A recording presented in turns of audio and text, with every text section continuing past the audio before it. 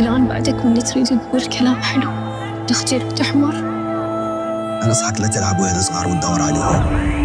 أنا رجال أشتغل الطريق روحي، بس هذا الدعم مالتك على الكل وعلى نحن.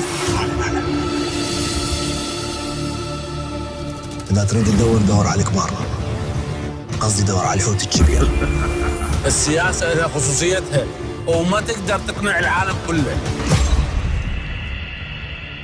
هذا عاصم وابن الجرو والصغر الإمامي.